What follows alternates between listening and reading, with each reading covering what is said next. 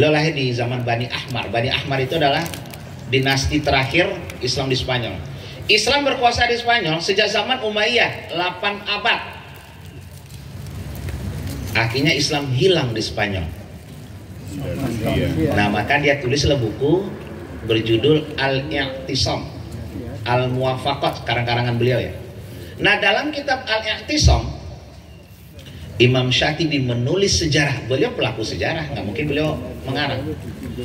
Ada 3 ciri, 3 karakter, 3 modal hancurnya sebuah peradaban. Itu ada 3 kata Imam Syatibi. Ya, ada 3. Kita hindari di Muhammadiyah. Kita bicara ormas kita, perserikatan. Pertama, kita Imam Syatibi, kalau sudah nanti muncul imamun zolimun, pemimpin yang zolim, yang tidak adil. Pemimpin zolim lawannya pemimpin adil. Imamun adilun, imamun zolimun. Karena beliau sendiri melihat pemimpin-pemimpin Islam di Spanyol di abad pertengahan 1258 Masehi, itu menjelang Islam di Spanyol habis ya. Granada itu kota terakhir di Spanyol itu. Granada itu di atas bukit. Bani Ahmar.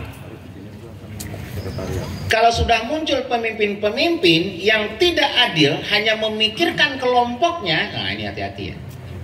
Kan banyak juga di Muhammadiyah itu geng-gengnya ada juga, geng. Nah, nggak usah munafik lah. Ada geng Jawa Timur misalnya gitu ya. Geng Jawa Barat gitu.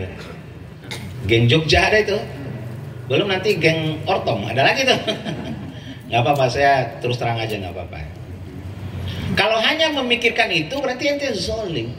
Ente nggak ikhlas berkhidmat ke Muhammadiyah. Ya kita pentingkan di Muhammadiyah apa? Orangnya betul-betul kader, satu tadi yang saya ulang-ulang terus ya.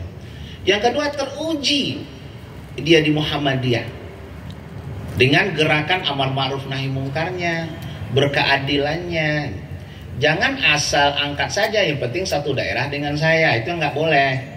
Hindari itu di Muhammadiyah. Kalau nggak nanti hancur Muhammadiyah, nggak nyampe abad kedua. Karena ini Imam Syatibi sudah memberikan pesan kepada kita untuk menjaga sebuah, termasuk negara ya, kalau kita bicara negara loh ya. Spanyol itu kan negara itu. Cuma saya terjemahkan ke perserikatan. Spanyol tuh hancur gara-gara itu. Indonesia kalau nggak hati-hati juga, gunakan nanti teori Imam Syatibi itulah. Kalau sudah muncul pemimpin yang zolim, siap-siap. Kenapa? Orang berpikir sekuler. Kita hidup di bawah kolong langit loh. Orang sering lupa itu. Di atas negara Indonesia ada pasukan langit. Allah dengan seluruh pasukannya. Ente jangan bangga dong berbuat zolim, bunuh orang seenaknya, memfitnah ormas seenaknya. Jangan begitu. Kalau sudah murka yang di atas, pasukan turun. Makanya ini orang lupa itu, kadang-kadang saya perhatikan. Saya pemimpin, iya, tapi kan ente pemimpin di bumi. Ada lagi kehidupan di atas kita. Langit itu punya intelijen, punya densus, jangan main-main. Mungkin punya hakim juga yang mulia itu. Allah ya. Nah, kalau sudah zolim, lihat dalam Al-Quran. Wa kam ahlakna qablahum minal quruni. Berapa yang kami hancurkan kota-kota, kata Allah, lama zolamu, ketika mereka zolim. Itu janji Allah dalam Al-Quran. Nah, enak-enaknya saya memegang kekuasaan. Semua terserah saya, hitam putih terserah saya. Lupa, kita ini hidup di bawah kolong langit. Ada kehidupan di atas langit, ada tentaranya, ada intelijennya, ada densusnya. Kalau sudah pemimpin zolim, pasukan langit tidak akan terima. Ingatlah, kita ini manusia kecil sekali, bumi aja kecil. Apalagi kita di dalam tambah kecil, apa yang kita sombongkan? Dengan kekuasaan yang kita genggam sedikit itu saja lah ya. Hanya waktu singkat. Mau-maunya kita menzolimi orang. Sudah jelas dia nggak punya kompeten untuk memegang majelis ini, ditaruh. Kenapa Pak? Dia satu daerah dengan saya. Itu zolim ente namanya itu. Memilih orang tuh nggak sembarangan loh ya. Harus berkompeten. Misalnya menjadi ketua Majlis Tabligh gitu ya. Nah itu nggak sembarangan, asal jangan dari daerah saya, dari ortom saya nggak bisa. Itu zolim itu. Nah, ulama su. Nah, ini kata Imam Syatibi sambil dari kitabnya. Ulama su itu lawannya ulama hak.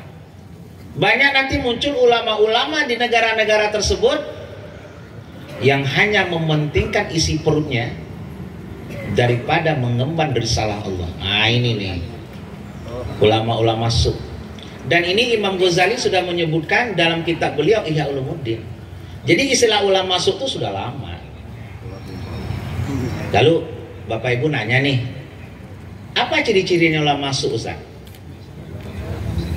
Imam Syafi'i pernah ditanya oleh muridnya, rahimahullah ta'ala, ya Imam, bagaimana kami membedakan ulama su dan ulama hak di akhir zaman? Kata Imam Syafi'i, gampang, kata Imam Syafi'i. Carilah ulama.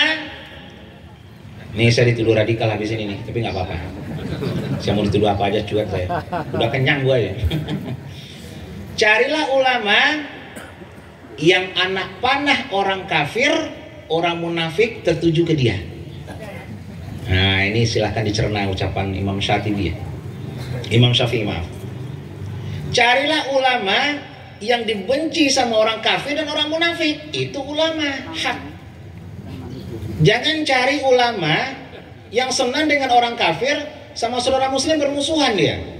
Masjidnya ditutup gitu loh. Gerejanya dijaga kan kebalik gitu. Nah itu nggak benar itu. Malah sholat di gereja. Nah ini ulama su yang begini. Yang ulama hak. Makanya saya ini kebetulan periode lalu ya, periode sekarang belum selesai nih penyusunan pengurus majelis. Saya sekretaris Majlis Tabligh ya.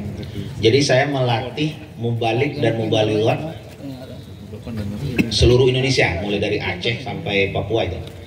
Bahkan sampai ke luar negeri, Malaysia kita masukkan juga. PCIM-nya kita undang untuk melatih mubalik. Saya kalau melatih mubalighot Muhammadiyah, selalu saya berikan pesan. Pertama pesan saya adalah dakwah itu adalah mengenalkan agama Allah, bukan mengenalkan diri kita. Nah, hati-hati ya. Banyak orang ceramah, pengen terkenal, pengen viral, diundang kemana-mana. Kalau itu niat kalian, berhenti kalian jadi mubalik Muhammadiyah. Ya. Makanya tadi Ustadz nyuruh saya perkenalan. Nggak usah saya kenalan, nggak kenal juga nggak apa-apa saya. Nama saya aja pada nggak kenal nggak apa-apa. Dakwah mengenalkan agama Allah, bukan mengenalkan diri kita. Tapi alhamdulillah orang Muhammadiyah sudah khatam. Saya terus terang ya, dengan ulama Muhammadiyah itu saya salut banget. Yang lain aja yang susah. Orang pengen viral, terkenal, diundang kemana-mana. Bukan itu tujuan dakwah. Dakwah itu mengenalkan agama Allah. Makanya kita terima kasih kepada ulama-ulama Muhammadiyah yang saya kenal ya. Mereka sudah bagus di tahap ini. Mereka berdakwah tidak ingin tenar, tidak ingin viral. Luar biasa Muhammadiyah menurut saya. Tapi tetap saya ingatkan kepada mubalik-mubalik muda. Yaitu dakwah. Yang kedua, menegakkan agama Allah ini itu bukan persoalan gampang. Ya. Bukan enak kita berdakwah ini. Lihat Rasulullah. Ada nggak gelar di atas Nabi? Khairul anam, khairul ibad, khairul mustafa. Manusia terbaik dari mulai zaman Nabi Adam sampai terakhir umat Nabi Muhammad kiamat. Beliau manusia terbaik. Coba beliau berdakwah, dibenci, dibully, mau dibunuh, diusir dari Mekah. Jadi menegakkan agama Allah itu nggak gampang. Makanya kalau dakwah kita menjadi mubalik, gampang-gampang saja, jangan-jangan cara dakwah kita salah. Nah Muhammadiyah, alhamdulillah, dituduh radikal, nggak apa-apa, bagus. Justru Muhammadiyah sudah benar jalannya kalau dituduh radikal sama orang kafir. Nah, betul tuh. Tepuk tangan Muhammadiyah, saya dari tadi belum tepuk tangan. Kalau nggak dituduh begitu, nah, kita juga khawatir itu. Saya mensewu ya, saya pakai teori ini. Saya kalau ada orang kafir suka dakwah saya tobat loh bener. Ada orang Hindu datang ke rumah saya, Ustaz, saya suka ceramah Ustaz. Aduh, orang kafir kok suka saya aja. Lah Rasulullah dibenci, masa saya yang derajatnya jauh di bawah Rasulullah, disukain sama orang kafir. Ogah gue aja. Walau karihal kafirun, walau karihal musyrikun, walau karihal munafikun. Itu dakwah. Jadi dakwah itu jangan hanya ingin disayang orang. Saya dakwah ingin diterima di semua kalangan, termasuk kafir, LGBT. Ngapain ente dakwah kalau begitu, saya bilang. Tegakkan agama Allah. Ente dibenci orang, bagus. Selama yang benci itu kafirun wal munafikun, disebutkan oleh surah Al-Baqarah. Nah, ini Muhammadiyah juga begitu. Ya, pesan saya untuk Muhammadiyah, teruslah berdakwah dengan konsep-konsep Muhammadiyah. Oh, nggak disukai sama ormas lain, nggak usah dipikirin. Masuk hidung kanan, masuk telinga kanan, keluar telinga kanan. Jangan keluar telinga kiri, nanti nyantol di otak. Jadi masuk kuping kanan, keluar kuping kanan. Minimal ya, masuk kuping kanan, keluar hidung kanan. Jangan dengerin omongan orang.